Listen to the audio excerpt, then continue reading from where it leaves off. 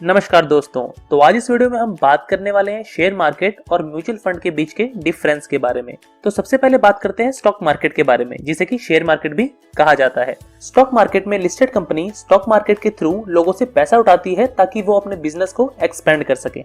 Companies के पास पैसा उठाने के दो मेन तरीके होते हैं। पहला तरीका बैंक से लोन लेना और दूसरा तरीका स्टॉक मार्केट के थ्रू लोगों से पैसा उठाना। जब भी कोई कंपनी शेयर मार्केट के थ्रू लोगों से पैसा उठाती है तो कंपनी उन लोगों को उनके पैसों के बदले शेयर्स देती है, मतलब कि कंपनी में हिस्सेदारी देती है।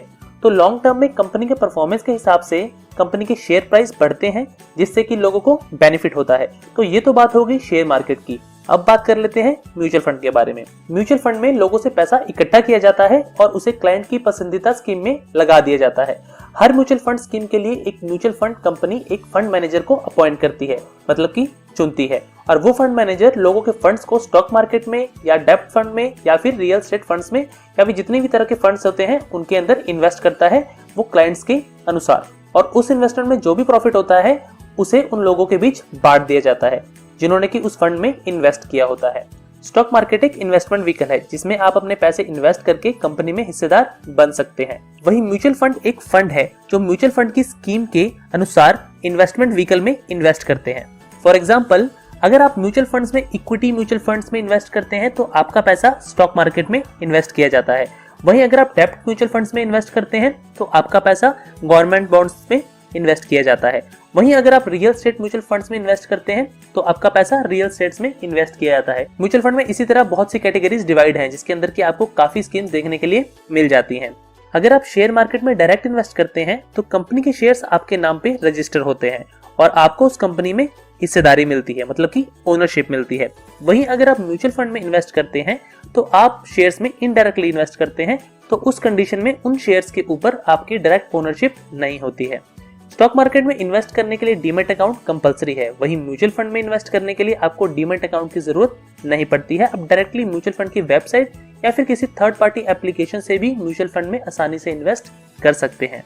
जब आप स्टॉक मार्केट में डायरेक्ट इन्वेस्ट करते हो तो स्टॉक को कब खरीदना है, कब बेचना है, कौन से शेयर्स को खरीदना है, कौन से शेयर्स को होल्ड करके रखना है, ये सारा डिसीजन आपका होता है और उस स्टॉक की सारी एनालिसिस भी आपको खुद ही करनी पड़ती है। वहीं अगर म्यूचुअल फंड की बात करें और आप म्यूचुअल फंड में इन्वेस्ट करते हैं तो ये सारे के सारे डिसीजन आपका फंड मैनेजर लेता है और आपको कोई भी एनालिसिस करने की जरूरत यहाँ पे नहीं पड़ती है। इसके बदले म्यूचुअल फंड कंपनी आपसे कुछ फीस चार्ज करती है, जिसे कि हम एक्सपेंस रेशो भी कहते हैं। फॉर एग्जाम्पल, अगर किसी म्यूचुअल फंड का एक्सपेंस रेशो 1% है और आपने 1 लाख रुपीज म्यूचुअल फंड में इन्वेस्ट किए हैं तो आपको 1000 ईयरली फीस देनी होगी उस म्यूचुअल फंड की। तो ये हो गया आपका एक्सपेंस रेशो। म्यूचुअल फंड में आप दो तरीके से इन्वेस्ट कर सकते हैं। पहला है लमसम और दूसरा है SIP।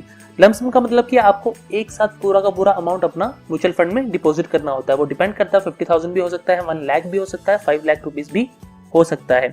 वहीं अगर आप SIP की बात करते हैं तो SIP का मतलब होता है सिस्टमैटिक इन्वेस्टमेंट प्लान, जहाँ पे कि आप म्यूचुअल फंड के अंदर सिस्टमैटिक तरीके से थोड़े थोड़े पैसे करके इन्वेस्ट करते हैं। वो थोड़े पैसे आप खुद से सिलेक्ट कर सकते हैं। आपको 500 रुपए शुरुआत करनी है, आपको 1000 से शुरुआत करनी है, आपको 5000 से शुरुआत करनी है, या फिर आपको कितने रुपयों से शुरुआत करनी है। तो ये टोटली आपके ऊपर डिपेंड रहता है।